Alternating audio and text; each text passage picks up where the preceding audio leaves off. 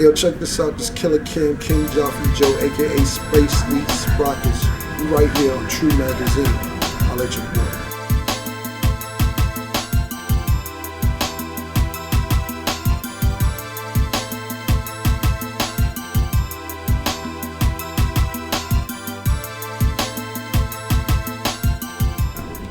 Let's start with the first question. Everybody wants to know. You ain't been around for a while. What you been doing? What you been up to? Well, my mom was sick. She had like 3 strokes in one day, so I took her to Miami to a specialist. Then she went to therapy for about a year and a half. Then she came back up here to New York to therapy for about 4 months. That was about a year and a half. So then, for the last 8 or 9 months, it was like I was doing my album and everybody's like, "Where's Camron? Where's Camron? What's going on?" So I'm like, I might as well take advantage of the free publicity. And then when the album gets ready to drop, I answer everybody questions about what's going on or what's happening with this or what's going on with that. You might as well do everything at once. It didn't make sense to just go do a blog about one little thing. I said, when the music comes out, we'll answer everything at once. But in the beginning, my mom was sick, and then after that, I'll just record her. Hope your mom's doing well. Yeah, she's doing much better. Thank you. Yeah, so that's what brought you back? You want to answer everybody's questions, huh? No, not really. It's just basically about it's time to put some music out. Not only that, I got deadlines to meet with the record company, so it's definitely business, but I already knew that the questions was going to come anyway, so it isn't about answering questions, it's about putting the music out, but I know the questions come along with it. Right. Let me ask you something that I'm sure a lot of people want to know your thoughts on. A lot of people felt that it was your fault that The Rock broke up because Dame Dash offered you the position as president. What are your thoughts on that? I mean, it may be so, but it isn't like I've done it intentionally. Maybe other people may have had emotions like, how could Dame do that with Cam, people that have been there for a while. And if that's the case, then maybe so, but it isn't like I came there intentionally to break Rockefeller up or anything like that. I just think that, Jay being in the position that he was in for so long with no other artist really like signed 1 million records till I got there, Kanye got there, that it was just like everything was kind of stable. Then when Diplomats got there, we kind of shook the building up a little bit, and nothing was done intentionally, but I would say a little bit people may have got some feelings behind that. Mm-hmm. Speaking of Diplomats, what really happened between you and Jim Jones? I mean, a lot of people are saying it's because you were friends and tried to do the business thing and it started clashing. What really happened there? Well, I don't really know what happened on Jim's end. He probably could tell you a million things that he felt I didn't do right or did wrong. But me, one time me and Jim was plotting in the house on scheming on plans on marketing and promotion and things to get the company off the ground. And he had threw out there that we should have a fake beef. And I kind of was like, that don't really make sense. You're going to confuse the fans if you do that. You know what I'm saying? Yeah. And he was like, oh yeah, you're right. But I kind of took that into my mental catalog, like, why would you even say that? I couldn't have took that as he wanted to go do his own thing anyway. So I was like, I'll back up and let him do his own thing. And me and Jim behind the scenes kind of was not speaking as much, not saying that we wasn't cool or whatever, but we just kind of stopped talking. And then with him, when he got on stage with 50 Cent and all that, that's kind of when I was like, all right, I'm going to move on to something different. But, on my end, just basically when he had wanted to do the fake beef, I kind of took that as, okay, you want to go in your own direction. We don't have to go this route to do it. You could just go in your own direction anyway. Right. It makes more sense. To me. Okay, Jewels. The whole Robert Tussin thing. You're saying yes, he's saying no. What is that about? From what I see, he did not admit it. I don't lie about it. This is not, and what you got to realize is, people been saying what they want to say about me for 8-9 months. Eventually I'm going to tell my side of the story. And I wasn't trying to make him look like bad or make him look stupid or however he feels or anybody feels about it. I was just telling the truth. Me and him, our relationship strayed away because he was using it. Not saying I wasn't going to mess with him again, but I kind of like stopped messing with him for a little while because I just wanted him to realize what he doing wasn't right. But time just kept going on and on and on, and we haven't spoke from 1 month. 1 month turns to 2, 2 turns to 6, 6 turns to a year. Yeah. And it kind of just faded out. And then he wanted to get out the contract. So, by last June, I let him out the contract.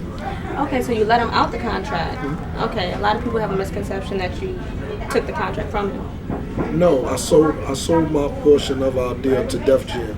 Def Jam bought the contract from me, so now he deals directly with Def Jam, and I deal directly with Def Jam, and so we don't have to deal with each other. That's like if, for instance, if you're Jewels and I'm Cam, and this table is Def Jam, you go talk to Def Jam, and I go talk to Def Jam, and we still get our business done without me and you having to talk. Do you think he had an issue with that? Do you think he's upset because of that? No, that's what he asked to do. He wanted to get out the deal. He was signed. Me and him had a joint venture with Def Jam. He didn't want to do business with me anymore. He wanted to get out the deal, so I let him out. So that's what he wanted. Gotcha. How's your relationship with Hell Rell? Hell Rell is cool. You know, I see him from time to time. He more or less, like Hell Rell, JR, 40 Cal, they all deal with my cousin Duke. Duke staying all out, Duke the God. So Hell Rell, I spoke to Duke last night. He was in Hell Rell's studio. Hell Rell was on the way to the studio to work with him last night. So we don't talk as often as we used to, but he's good. He's all right. Okay. What role would you be taking with the Diplomats? If you were, would you come back to take it over, or like what kind of plans would you have with them? As far as the Diplomats, let's because everybody got a misconception. I'm a majority owner of the Diplomats, you know what I'm saying? So the role I am is the CEO, you know what I'm saying? As far as with my friends, you talking about Jim, they also have ownership in the company also. I mean, right now it's like when you're a diplomat, it's like if your last name is Jones or Johnson or Smith, you're a Smith, you're a Jenkins, you know what I'm saying? It's like, it is what it is. You cannot say, I'm not a diplomat or that person is a diplomat. You know, we all work together to build to what it is, you know.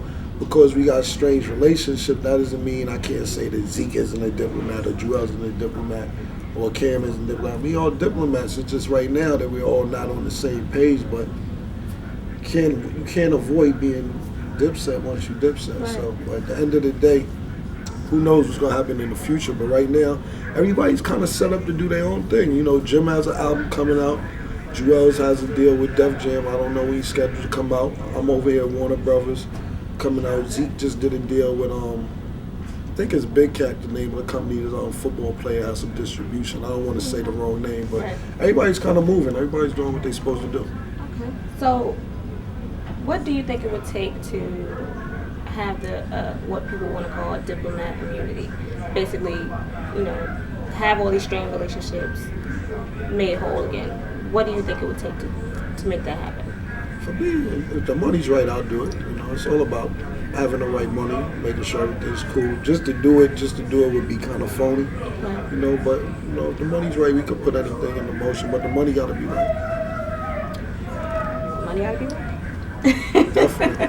The last big interview you did was on 60 Minutes. What made you do that interview? You can't buy that kind of publicity. You know what I'm saying? You can't call their publicist up right now and say y'all want to be on 60 Minutes. Pardon me, you know. And what happened was, you know, it turned into a whole stop snitching thing and everything, yada, yada, yada. But, you know, really what happened was when me and 50 Cent was beefing, the Curtis thing got like 10 million downloads, and they was real interested in that. They wanted to know why the people was calling the cops Curtis and yada, yada, yada. So that's what the interview stemmed from. And then it turned into a whole, like, not snitching topic and yada, yada, yada. But you know, at the end of the day, I did 60 Minutes because you can't get 60 Minutes. 60 Minutes has to come to you and say they want to do something. There's nobody in the world right now that could call and say that they want to be on 60 Minutes. And then somebody's going to jump, unless it's somebody like Michael Jackson going to do some weird shit or something. Right. It's going to be good for ratings. No regular black nigga could call 60 Minutes and say that they want to be on 60 Minutes. And no one in their right mind would turn down 60 Minutes, right? I mean, a few people turned it down. I heard before I did it, I heard Busta Rhymes that turned it down, to be honest. There's a few people that turned it down, you know what I'm saying? But to be honest, too, to be on 60 Minutes, you got to have your shit together, too, you know, because I ain't going to lie. As soon as I did that interview, you know, everybody starts saying, IRS make sure my taxes up to date. They make sure I own my cars, make sure I own my houses. So they said, if you're on 60 Minutes, we want to know. Exactly. So, you know, it was good doing it, but, you know, them niggas ran through my shit. But everything was on point anyway. So thanks, y'all out there. I appreciate y'all checking in on me.